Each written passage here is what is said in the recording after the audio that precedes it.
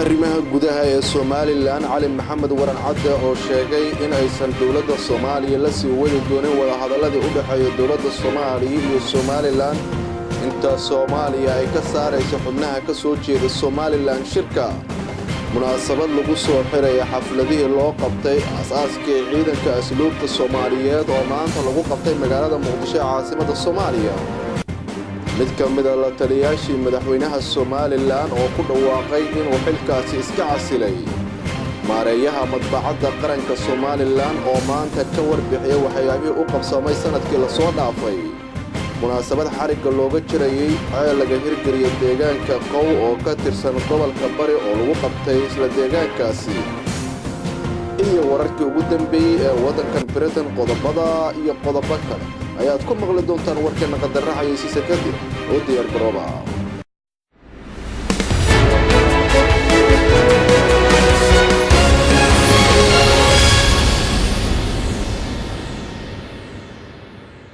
Assalamu alaykum wa rahmatullahi wa barakatuh kulanti wacan oo wanaagsan daawadayaal meel kasto naga daawanaysaan ku soo dhawaada warka Royal TV oo si toos ah idinkaga imaanaya stuudiyaha magaalada London warkana waxa idinla socodsiin doona anigoo Maxamed Cabdi Salaada wasiirka arrimaha gudaha ee Somaliland Cali Maxamed Waran Cadde oo maanta shir jiraad ku qabtay magaalada Hargeysa ee caasimadda Somaliland ayaa waxa uu sheegay in wada hadalkii ay kula jireen dawladda Soomaaliya ay si wadi doonin inta dawladda Soomaaliya ay ka saarayso xubno kamid ah dawladda Soomaaliya wafdiga ka socda ee ku sugan wadanka Turkiga oo ka soo jeeda Somaliland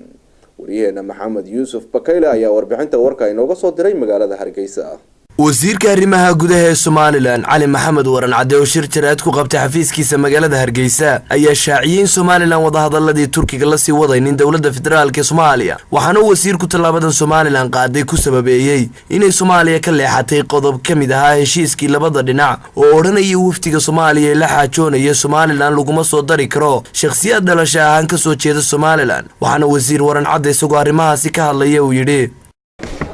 waxaase wax laga yaabaa ama lagu qoslaa halkii aynu ka filaynay inay soo diraan dad ama mas'uuliyiin ka socda wax u goyn kara dadkii reer Soomaaliya ama dawladda Soomaaliya oo ah dalkii uu gumaysan jiray Ingiriisku intii aynaan isku darsanay ka horeysay 1960kii inay shirkii u soo diraan dad ka soo jeeda Somaliland oo ku abtirsanaya asay anagu aanu naqaano sida ummadda reer Soomaaliya ugu shaqo tagtay dunida dad u shaqo tagay dalka ay dariska nahay Soomaaliya lamana filayn wax laga filayay maaha Soomaaliya inay soo dirto dad shaqaale ka shaqaysta oo dalka madan ku jooga inay yiraahdaan weyna matalaya arintaas oo arin la aqbali karana maaha wax loo dul qaadan karana maaha wax dawladda Soomaaliland ay diyaar u tahay inay kuwa hor fadhiisato oo haddaan ku yartay tagaan oo kala dawaaba calooshooda shaqaystayaal dad kale u shaqeeya maaha waxaan jeclahay in caalamka u sheegno inay arintaas ka tarjumayso sida aanay Soomaaliya madaxdeedu aanay diyaar u ahayn sidii caalamku sugayay in si wanaagsan loo kala baxo Somaliland ayaa walaac xoogan ka muujisay wada hadallada Somaliland iyo Soomaaliya waxaana lagu soo waramayaa inaanay ilaa hadda furmin wax wada hadal oo dhex maray labada dhinac sidoo kale waftiga Soomaaliya ayaa ku andacoonaya inay markii hore Somaliland ku wargeliyeen tirada waftiga dawladda federaalka ay u soo dirayso wada hadallada isla markaana hadii ay dood qabaan ay ahayd intaan la isugu iman Istanbul inay ka hadlaan Maxamed Yuusuf Bakayle Royal TV Hargeysa madaxweyne ku-xigeenka Puntland waxa uu ka qayb galay munaasabad ballaaran oo lagu soo gabagabeeyay shir dib u heshiisiin oo maalmihii la soo dhaafay uga soconaya qaar ka mid ah beelaha dega Puntland magaalada Garowe Ibrahim Muuse ayaa warbixinta warka inooga soo diray magaalada Garowe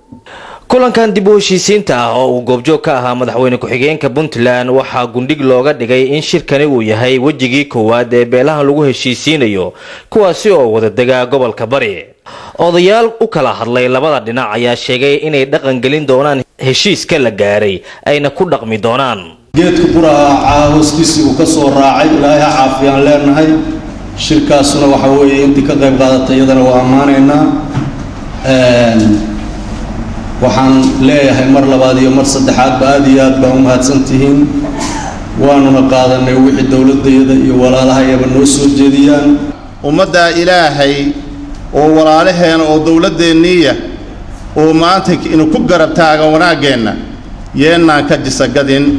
baan leenahay waa in aynu gacan kula qabanaa inagayna dan inoo tahay wixii aynu qabanaa inagay dan inoo tahay wasiirka arrimaha gudaha Puntland ayaa uga digay odayaasha in laga baxo qodobadii la isku afgartay sidii kal hore dhacday wuxuuna ku baaqay in amniga la adkeeyo waxaan idin leeyahay runtii anagu fuliyaal dawladdu waa fuliyaal odayaal baa gacanta loo galiyay dhaqana idinka wada hadlay laguma interfere garanayo dawladdu waxma yeelinayso wixii ilaahay ku ogaa oo ay soo gaareen ama soo gaaraan baa dawladda ay fulinaysaa waxaan moodayaa in hore sidii loo sheegay go'aamo badan la qaatay oo ay jabeen waxaan idin sheegayaa maanta waxaynu iskaga talannahay oo iskaga aragtinahay go'aankii halkaa laga qaataa inaanu jabin madaxweyne ku-xigeenka Puntland Injineer Cabdixakiin Cabdullaahi Xaaji Cumar Camey oo shirka soo xiray ayaa ku baaqay in daacad laga ahaado heshiiska dib dambana aysan u dagaalamin labadaasi beelood wuxuuna ka sheekeeyay khasaaraha ka dhasha dagaalka inaynu kula shaqeyno waliba si weyn ugu la shaqeyno kulli dawladuna waa ballan qaaday idinkuna waa ballan qaadeen ilaahayna waxa ka rajaynayaa sidii islaan ciise bay loogu ducaynayay inay hawshu ay noo noqoto marka qaybtii hore baa maanta inoo soo gabagaboobaysa waana ku faraxsanahay sidan sharafta leh ee looga soo qayb galay ismaqalka iyo isbaraarujintaba leh aad iyo aad baan runtii ugu faraxsanahay waxaan jeclahay runtii inaan ammaan dheeraada mar labaad siiyo guddida xalinta khilaafaadka iyo hay-adda SSF iyo BDRC ma ahan markii ugu horeysay oo beelahan lagu heshiisiyo Garowe waxaana jiray fadhiyo badan oo ay hore u yeesheen balse natiijo darro ku dhamaaday waxaase la filayaa shirkan in wajigiisa labaad uu ka dhici doono gobolka Karkaar Ibrahim Wadani Royal TV munaasabad lagu soo gabagabeynayay xusas loo sameynayay aasaaskii ciidanka asluubta Soomaaliyeed ayaa maanta waxaa lagu qabtay magaalada Muqdisho caasimadda Soomaaliya waxaana munaasabadan ka qayb galay saraakiil ka tirsan ciidamada dawladda Soomaaliya iyo madax kale oo ka kala socotay qaybaha kala duwan ee bulshada gaar ahaan maamulka gobolka Banaadir degmooyinkiisa waxaa warbixinta warkaasi magaalada Muqdisho inooga soo diray wariyaheena Liibaan Cabdi Caado munaasabadan oo gunaanud oo ahayd munaasabado lagu maamuusayay markii la aasaasay ciidamada asluubta Soomaaliyeed oo ku beegnayd 22 bisha February ee aynu ka soo gudubnay ayaa maanta ka dhacday magaalada Muqdisho ee caasimadda dalka Soomaaliya munaasabada waxaa ka qayb galay saraakiil ka tirsan ciidamada asluubta dawladda Soomaaliya iyo marti sharaf lagu casuumay waxaana ka soo jeediyay hadallo guubaaba ah iyo heeso lagu tusinayo sharafta ay leeyihiin ciidamada asluubta Soomaaliyeed iyo howlkarnimadooda kooxda Onkod ciidamada asluubta Soomaaliyeed oo kamid ah ciidamada dawladda Soomaaliya ayaa muddooyinkii dambe waxa ay ku jireen qabanqaabada markii la aasaasay ciidamadaas munaasabadan ayaa sidoo kale shahaadooyin waxa lagu guddoonsiiyay shirkado mas'uuliyiin ka tirsan maamulada degmada iyo hay'ado caalami ah oo taageeray ciidamada asluubta Soomaaliyeed taliyaha ciidamada asluubta Soomaaliyeed Xuseen Xasan Cismaan ayaa ka hadlay munaasabadaas oo sheegay ciidamada asluubtu inay wax badan u qabtaan ummadda Soomaaliyeed waxa la yiraahdaa ciidanka asluubta 1970 ayaa ma aragtay mar labaad ayaa la habeeyay oo dawladda kacaanka ayaa ma aragtay ayaa ciidan kala mid dhigtay waxa weeyaan ilaa hadda waxa weeyaan 45 sano ayaan sii maraynaa tii hore markii laga soo noqdo 45 sano aan sii maraynaa 45 ta waxa weeyaan ninkii dhashay 45 jir duqooshin buu ka mid yahay marka alxamdulillaah rabbil caalamiin haddana waa dadaalayna waana dadaali doona waxaan leeyahay ciidanka asluubta sida ay si ka fiican ma aragtay u shaqeeyaan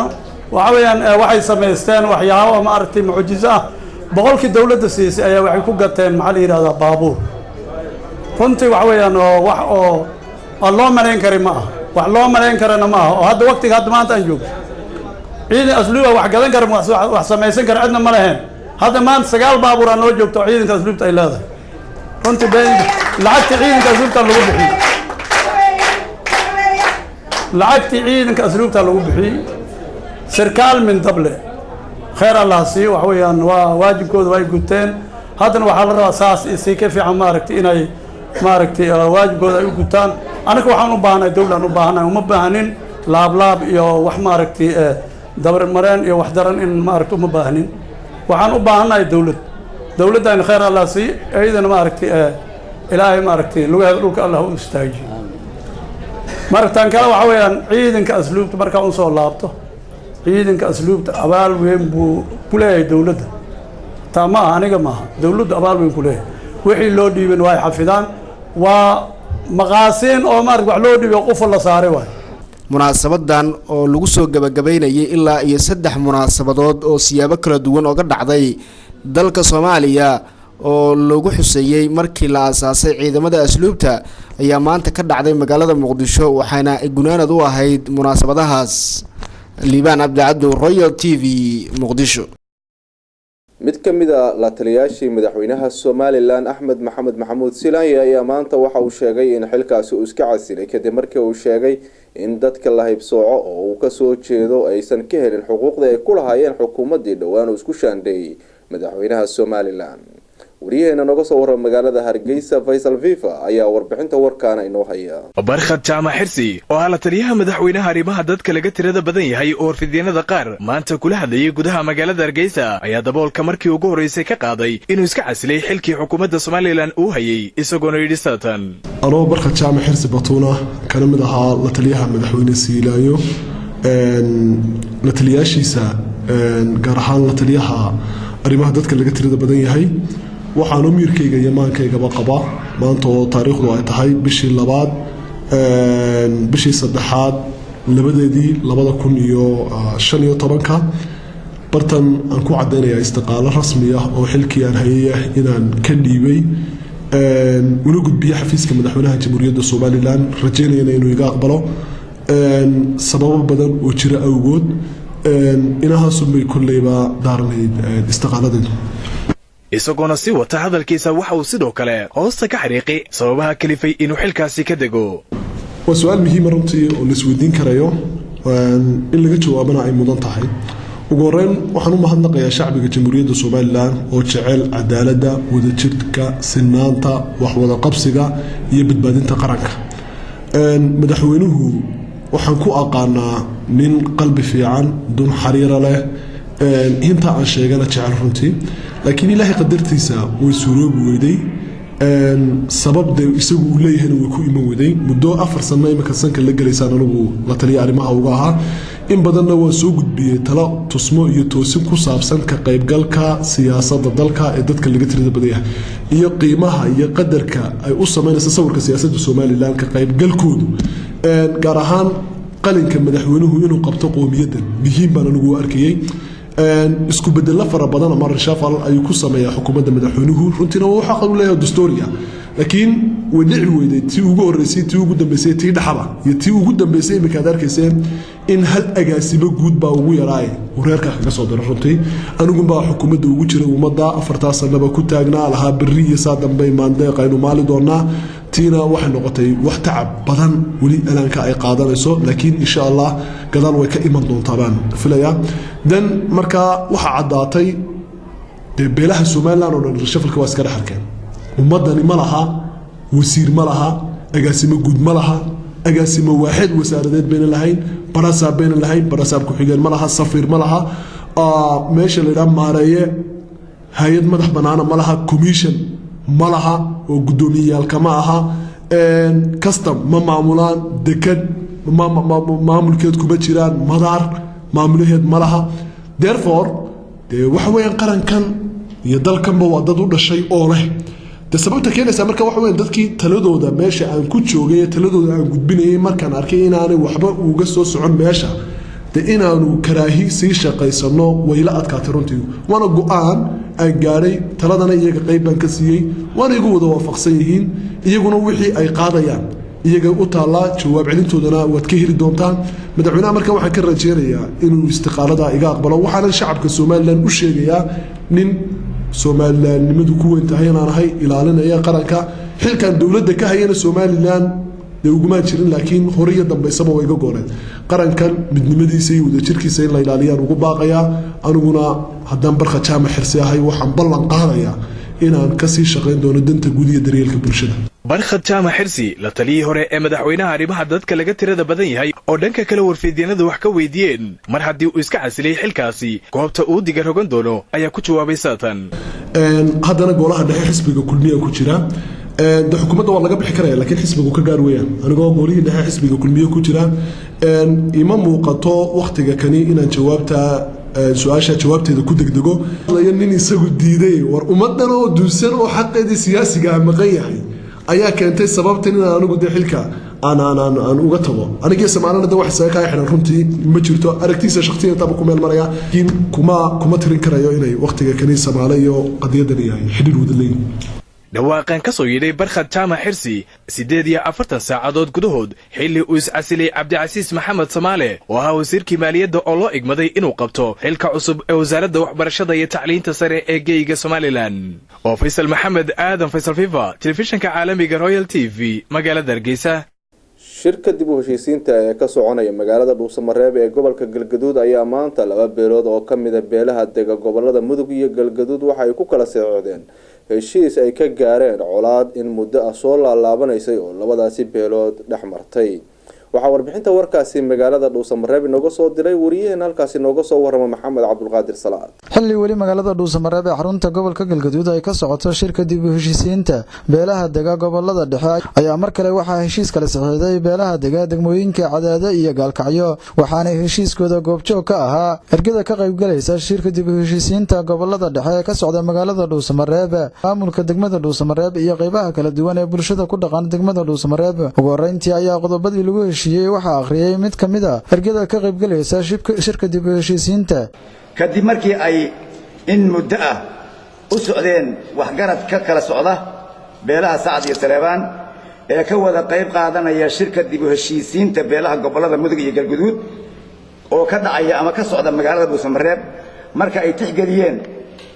siday diinta islaamka u farayso in la heshiiyo ayna tixgeliyeen faa'iidooyinka heshiisiinta iyo dhibaatooyinka ay leedahay colaadda ayna tixgeliyeen walaaltinimada darisnimada dhaqanka diinta dhiigga biyaha ceelka nolosha barrinka ka dhaxeeya ay tixgeliyeen iyo wanaagga soo jireenka ah ee ka dhaxeeya labada beelood waxay garteen waxgaradkoodu maantay oo taariikhdu tahay 2 bisha 3 sanadka 2015 qodobadan in ay heshiiyeen iskana cafiyeen inay heshiiyeen iskana cafiyeen wixii khilaaf ka dhacay labada beelood sidoo kale waa kuwan laba oday oo ka tirsan odayaasha ka qayb galaya shirka dib u heshiisiinta ka socda degmada Dhuusamareeb isla markaasna matalayay labada beelood oo halkaasi ku heshiiday waxaan ku heshiinay qodobada la akhriyay waxaan kaloo ku heshiinay wixii dhiman oo dadka dhan ma wada dirin waxna ma kala qabee shakhsiyaad ku kala maqan inaan u deyno odayaasha iyo dawladda hadda lagu tabjiro oo la dhisi doono inay wada kaashadaan waxna ka wada qabtaan sida walaalkii iga horeeyay uu mariyay ama se warqadda laga akhriyay intaas ayaan ku heshiinay la akhriyay iyo intii kale odayaasha iyo maamulka dambe ay dhamaystiri doonaan in haddana wax alla wixii cuqdad ahaa iyo wixii khilaafaad ahaa aan iska cafinay dadka walaalaha oo shirka ka soo qayb galana aan ogeysiino wixii noo dhimanna maamulka la dhisi doono haddii ilaahay noo qadaro iyo odayaasheenna iyo cuqaashu ay dib ka dhammeeyaan. ugu dambeyntii ayaa goobta waxaa ka hadlay gudoomiyaha degmada Dhuusamareeb Macalin Cabdiraxmaan Cali Maxamed Geed Qorow isagoona ugu mahad celiyay labada beelood oo halkaasi ku heshiisay sida ay u heshiiyeen iyo waliba sida ay uga gudbeen marxaladii soo dhaxmaray. aad iyo aad aan uga mahad celinaynaa una hambalyeeynaa kuna soo dhaweynaynaa walaalaha meeshaan isku gacan qaaday oo aan ognahay gobolada dhexe dhibaatooyinkii ka dhacay oo beelaha ka dhacay beelaha ay ugu badan yihiin oo arrintoodu ay ugu culus tahay inay ka mid yihiin. waxaan rabaa inaan booriyo qolo walba oo meeshaan ku heshiisa oo meeshaan ummadda horteeda isku gacan qaaday oo heshiisay inay wixii ay ummadda ka hor ballan qaadeen inay ka dhabeeyaan. qofku haddii wixii uu ballan qaaday uu ka baxo waa munaafiq. nabigu calayhi salaatu wasalaam wuxuu yidhi qofka munaafiqa ah calaamooyinkiisu 3 weyn. hadduu wax ballan qaado ballanka waa ka baxaya idaa wacada akhlaf. maxamed cabdulqaadir salaad Royal TV Dhuusamareeb. magaalada Cadaado ee gobolka Galgaduud oo lagu wada dhawaan in lagu qabto shirka maamul sameynta gobolada Mudug iyo Galgaduud ayaa maanta kulan waxa ku yeeshay saraakiisha ciidamada ee loogu talagalay in ay sugaan amniga shirkaasi iyo guud ahaan degmada Cadaado. warbixinta warkaasi waxaa magaalada Cadaado inaga soo dirtay wariyaheena Deeqa Abuukar. kulankan ay si wada jiro maanta gudaha magaalada Cadaado ay isugu yimaadeen saraakiisha dhanka amniga maamul goboleedka Ximan iyo Xeeb, guddiga amniga farsamada gobolada dhexe iyo wasaaradda arrimaha gudaha maamul goboleedka Ximan iyo Xeeb ayaa ahaa mid looga hadlayo wada shaqayn iskaashi oo ay yeeshaan oo sugidda ammaanka Cadaado ah ciidamada midowga Afrika AMISOM iyo weliba kuwa Ximan iyo Xeeb. kulanka oo ahaa mid saacado qaata ayaa markii uu soo gabagoobo kadib waxaa saxaafadda si wada jir ah ula hadlay gudoomiyaha dhanka amniga maamul sameynta gobolada dhexe Cuuka Xaaji Cabdiraxmaan iyo wasiirka wasaaradda arrimaha gudaha maamul goboleedka Ximan iyo Xeeb Maxamed Xaaji Xuseen. inaanu dhammaan u diyaar garowno heer degmo heer gobol muxuu ahaadeen amniga muxuu ahaadeen gobolkan hadda aan joogno magaaladan caasimadda Ximan iyo Xeeb shirka lagu qabanayo ammaankeeda inaan iska wada kaashan doono aan soo dhaweyn doono ciidamada walaalaheena oo garab la siin doono amniga goobihii ay degi lahaayeen inaan soo wada marnay inaan goobo cayan aan u diyaarinay inaan wax walba dadweynuhu inay diyaar yihiin saraakiishu diyaar tahay soo dhaweynta walaalaheen AMISOM aan ku soo dhaweynayno magaaladan caasimadda Ximan iyo Xeeb Cadaado walaalaheen AMISOM waxaan welcome walaalayaal soo dhawaada. kulankan waxaa looga hadlay sidii loo dhaqan geli lahaa istaraatiijiyadii amniga loo sugi lahaa afkaarihii fikradihii degmooyinka laga kala keenay degmada Godanlaba iyo degmada Baydhabo kale iyo degmada Cadaado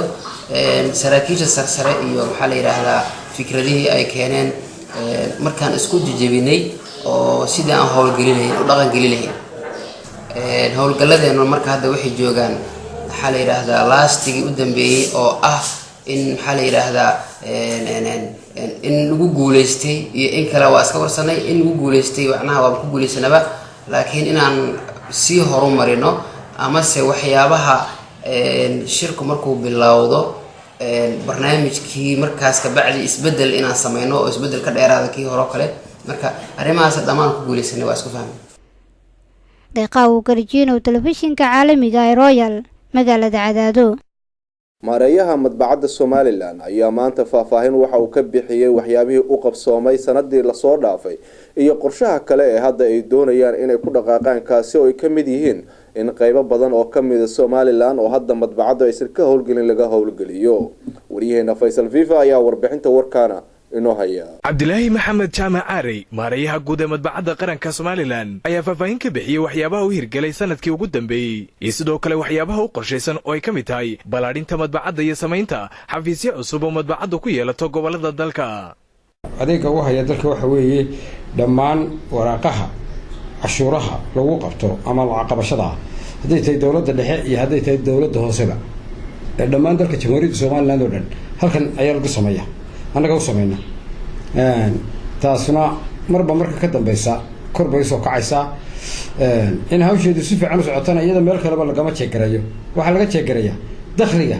dawladda ama hadaynu ka soo qaadno waxa miisaaniyadda dawladda ay ku tala gashaa hal beebar oo kamid ah haddii waraaq kamid halkii loogu talagalay ay markaa tegi weyno naaqisnimada ama dhinaanta waxa ka timaada waxa laga arkaa waxa laga dheehdaa dakhliga qaranka marka sanadii horena si fiican bay u soo baxday imikana sidii isdaba joog ay soo baxdaa mar walbana waxaan soo dhiganaa makiinadaha imika noo yaalana waa lagu filan yihiin qaar dambe iyagu waa dalbanay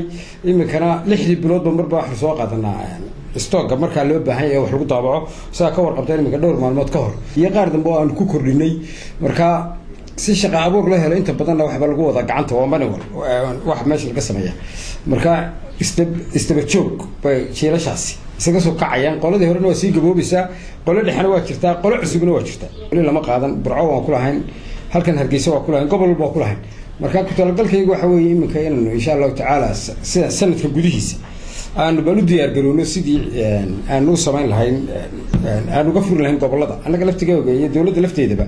hawleeraan baa ugu jirta oo wax badan baa uga hawleeroosi lahayd laakiin ka furideeda waxay u baahan tahay hawl badan hawsha badan horta waxa ugu horeeya la qabanaya waxa weeye dhismihii oo dee baabayo sagxadda soo taabtay waa in dib loo dhisaa madbacnaya laakiin ku talagalkayagu ama guriyaan sii karaysano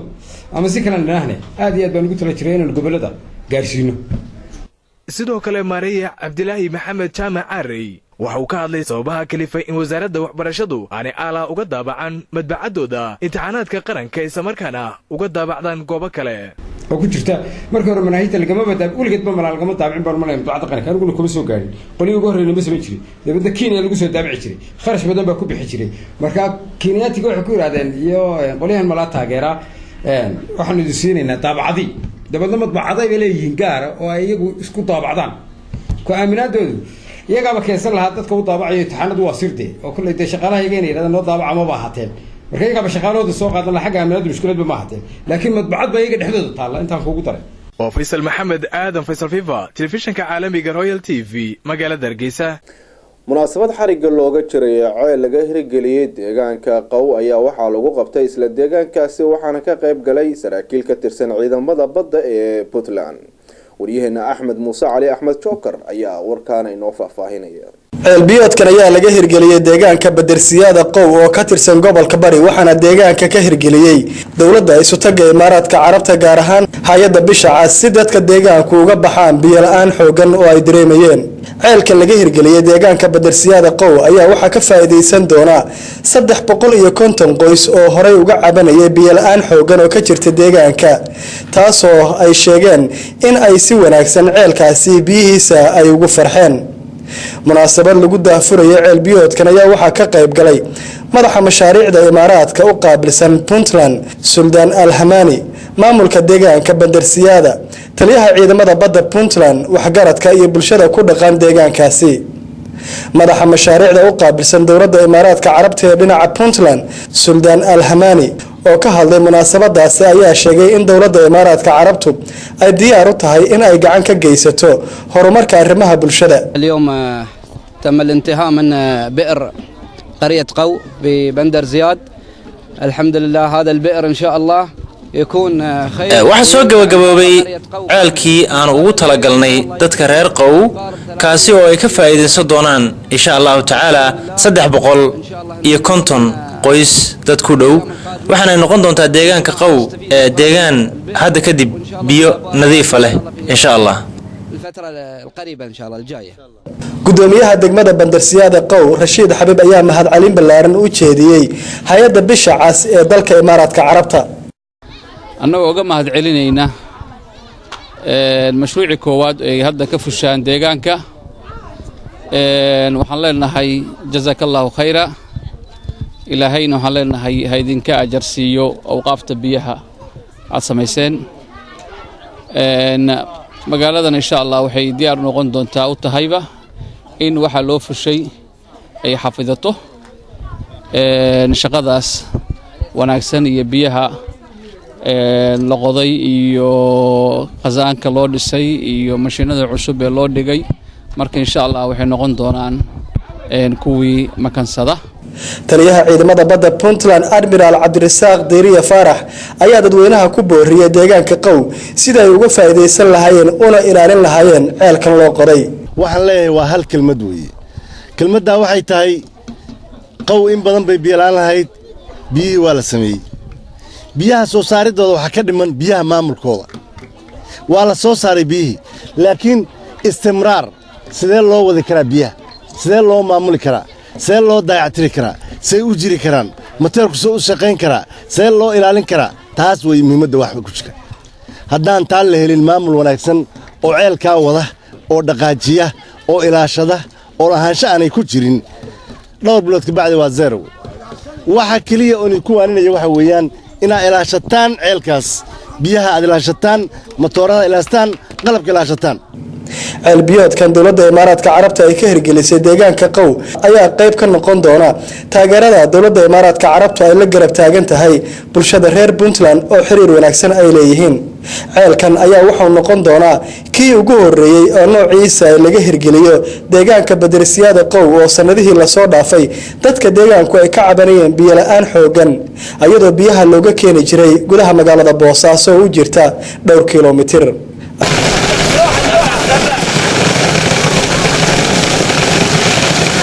أحمد موسى علي أحمد شوكر تلفزيون كعالمي جاي رويال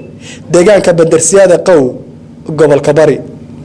ciidamadan oo kamid ahaa odayaashii soo aasaasay Soomaaliland ayaa waxa uu ku geeriyooday magaalada Boorama waxaana aas qaran lo'aanta loogu sameeyay magaaladaasi Boorama sida warbixinta warka inoogu soo diray wariyaheena inooga soo warrama halkaasi Axmed Barakale Allaha u naxariistay waxa maanta magaalada Boorama ee caasimadda labaad ee Soomaaliland aas qaran loogu sameeyay marxuum Xaaji Ciga Mataan Axmed oo kamid ah odayaashii la taariikhda Soomaaliyeed isla markaasina loo aayay talooyinkiisii gobonimada lahaa ee uu ka geystay Soomaaliland iyo guud ahaanba ummadda Soomaaliyeed waxaana maanta ka soo qayb galay Allaha u naxariistay aaska marxuum Xaaji Ciga Axmed Mataan Cismaan mas'uuliyiinta xisbiyada qaranka Soomaaliland siyaasiyiin salaadinta dhaqanka ganacsato dhalinyaro iyo waxgarad kale waxaana salaadii janaasada ku tukaday dadweyne aad u tiro badan taasi oo ay muujinayso wanaagii iyo cibaadadii soo banayd iyo maslaxadii wanaagsaneed ee ummadda uu hayay Allaha u naxariistay marxuum Xaaji Ciga Mataan oo kamid ah odayaashii waaweynaa ee taariikhda lahaa odayaasha iyo mas'uuliyiintii ka soo qayb galay ayaa waxa ay Ilaahay uga baryeen inuu Ilaahay ka waraabiyo jannatu firdawsa الله ونحرس الكاس الوضع مريا إلهي جنديس فردوس الله كمان يستر ما لنا ولا قصليا ودعوت على الحجة ولا رجال على الجوجاي وحوي الحق ويان يوحى صماها إنا لله وإنا إليه راجعون ما تروح تشوفنا عيقة أحمد وعلى نحرس جنا الله كورابيو إهلدي قرب كتجنا سبري الله كسيو ضمان ومدنا سبري الله كسيو ذكرنا يبا سجن اللحد كله ونور جنا دينا الله كورابيو إنا لله وإنا إليه راجعون نحرس جنا الله كورابيو ما تنا سبري إلهي نحرس تي جنة سيء إذا مكان إلهي نحرس لي جنة سيء إرجع سالو يقرنا إلهي نحرس لي جنة سيء إننا إلهي نحرس هل يسير سبري إيمان الله كسيس إلهي سبري إيمان هكسيس وذي وين باين نجيري وذي إلهي إننا هاي نجكم الدنيا المركي كاد من مولها قرن ومقرر جيري دو أن لو شيء كي مر إلهي هو نحرس حاج عيقة أحمد وحويان qoys aad iyo aad u cajaayib badan oo cilmi iyo caqliba Ilaahay ku manaystay ahaayeen isaga walaalkii inamada adeerada u ahaayeen kuwii ay dhaleen qoys aad iyo aad u cajaayib badan bay ahaayeen Ilaahay samiriye iimaan hay naga siiyo dadka Soomaaliland iyo dhamaanba intii taqaanay iyo dadkii ka hadhay ee warisadii iyaga waxa la samiriye Allah naga siiyo isagana Ilaahay naxariistiisa janno ha siiyo Ilaahay naxariistiisa janno ha siiyo إلهي الله حريريو نبي محمد عليه الصلاة والسلام إنا لله وإنا إليه راجعون ما أنت واحد شغنا أسكي الله ونحرسته عيقة وذوين وقال كيس وصوش يوم الديس وصوت طبعا في آخره واحد بدنا ومضى صوتها أيها وإنا إليه راجعون كل نفس ذائقة الموت حتى يجي إلهي نحرستي الله سيو غير إذا نحن لا بعد كنت مدعي حاجة إذا متان غير فوق ما نخلي وأنا كان ولي لا وقت كان لأولن هبل كلاقبتها هبل بيس لين يان وأنا العروشيسو سيدا قدها وكوغاري أنا ما تقواصينه نظيف كاها والحمد الدنيا الله نحرسه dadkii ka haleelay samariyay baan Allah ka siiyo iga Axmed oo ah muwaadiniintii reer Boorama ku dhashay ee inta ku soo leekaaday wuxuu ahaa nin ummadda islaamka nabad gashay wuxuu ahaa nin islaama wuxuu ahaa nin fiican wuxuu ahaa nin baadahayn jiray bulshada mataan ilaahay uu naxariisto eelkii iyo qaraabadii iyo intii u dhaweyd iyo dhammaanteen ilaahay samir iyo imaan hanaga siiyo si weyn uga dirayna qoyskii reer iga mataan afta dareen reer xasan mataan dhammaanba eheladiya qaraabadii iyo madaxweyne ku-xigeenkii hore mudane cabdixaano cali faarax iyo dhammaanba aqribadii uu lahaa iga mataan maanta waxaan dib joognaa xabaashka iga Axmed Cabdi oo nin weyn oo taariikh ku leh magaalada Boorama oo dadkii hore reer Boorama ahaa xariistii janno ilaahay ka hor ducaynayna allaha u naxariistay xaaji cige oo ka mid ah odayaashii haldoorka Soomaaliyeed ayaa ka tagay taariikh mahadha ah oo mug iyo miisaan leh allaha u naxariistay marxuum xaaji cige Axmed Mataan ayaa waxa uu dhashay sanadadii 40meeyadii waxa uu ifka kaga tagay 39 caruur ah oo isugu jira kuwa uu dhalay iyo kuwa ay sii dhaleen waxana uu marxuumku ku dhashay xaafadda Dumbuluq ee magaalada Boorama meydka marxuumka ayaa waxa laga keenay magaalada Hargeysa ee caasimadda Soomaaliland oo ku geeriyooday inna lillahi wa inna إليه راجعون كل نفس ذائقة الموت وأحمد فرح برخد أحمد بركة على تلفزيون كعالمي رويال بورما dowladda hoose ee magaalada Boorama waxa maanta ay soo bandhigtay mashruuc lagu horumarinayo xafiisyada dowladda hoose ee ku yaala magaaladaasi Boorama sida warbixinta warka inoogu hayo wariyaheena Axmed Barakaale mas'uuliyiinta dowladda hoose ee Boorama ayaa maanta waxay munaasabad ballaaran u qabteen qalab cusub oo ay ku soo kordhiyeen dowladda hoose ee magaalada Boorama waxaana munaasabadani ka soo qayb galay gudoomiyaha gobolka Awdal Maxamuud Saleebaan Cali Ramaax gobolada gobolka Awdal iyo mas'uuliyiin kale waxaana ugu horeyn halkaasi ka hadlay maayir ku-xigeenka Boorama Maxamed Faarax Dheerayste iyo maayirka magaalada Boorama Saleebaan Xasan Xadi waxaana ay ka wareemeen hawshan iyo guud ahaanba waxqabadka dowladda hoose maanta iyagoo faraxsan u tabaxaan wax qabad bay bilaabeen waxaan ognahay maanta wax qabadka waddanka ka socda inaan waxay mid u dhigmaa xisbiyadii hore ee ama maamulkii hore soo maray Soomaaliland inuu ku dardaarayaa waa cid kasta oo wadaag wadaha loo heliyo inta adduunya waa inta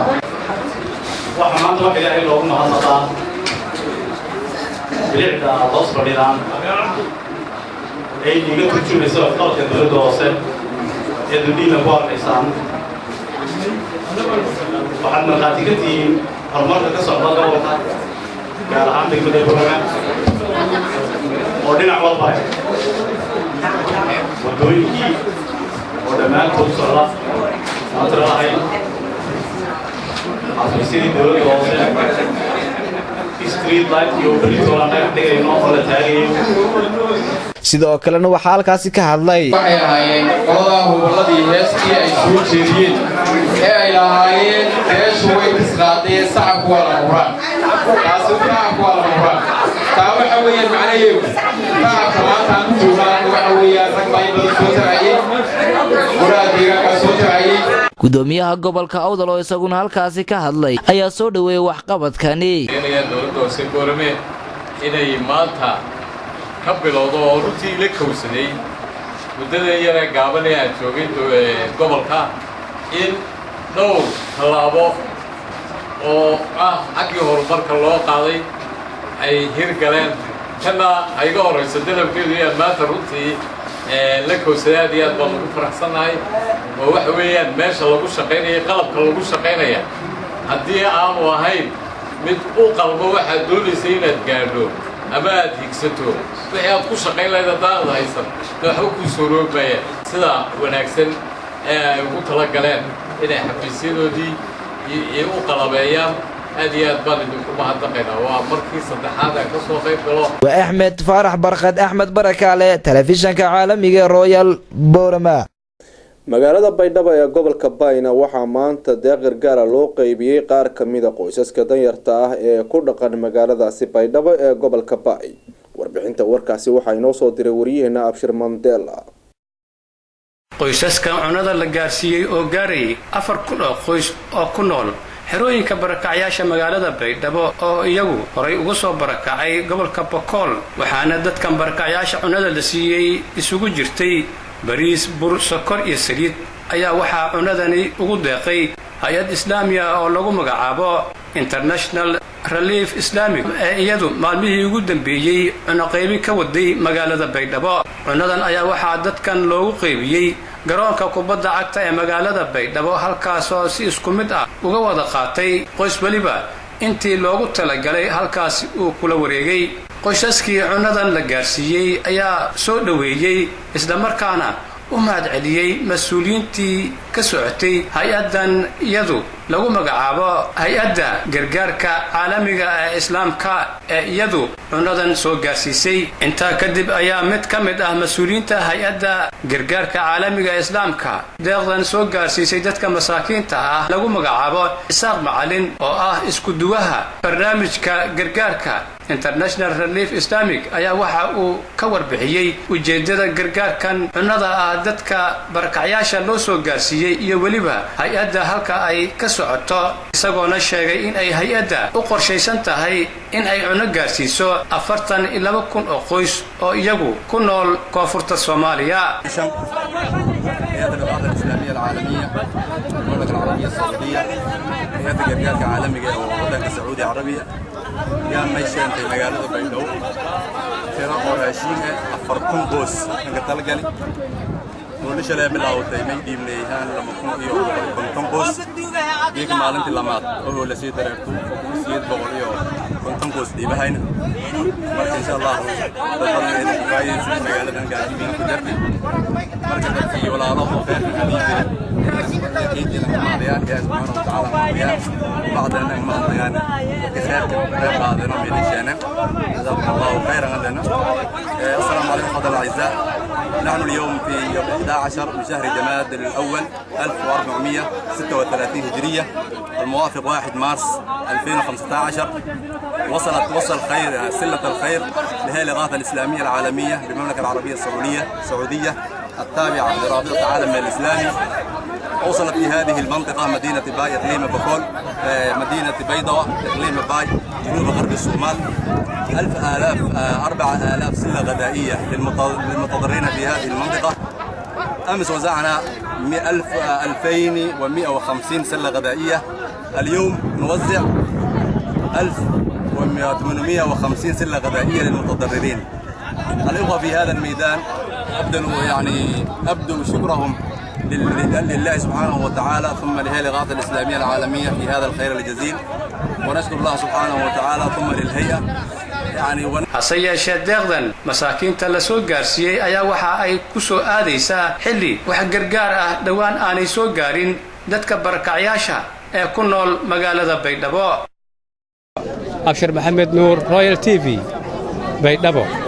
warbixinta warka ayaa ugu dambeysay warkii ood kala socoteen Royal TV xaruntiisa magaalada London. warka waxa idinla socodsiinayay anigoo Maxamed Cabdisalaad inta warka xiga ku kulmi doono dhamaanteen waxa idinkaga tageynaa sida iyo nabadgelyo. Wassalaamu calaykum waraxmatullaahi wabarakaatuh.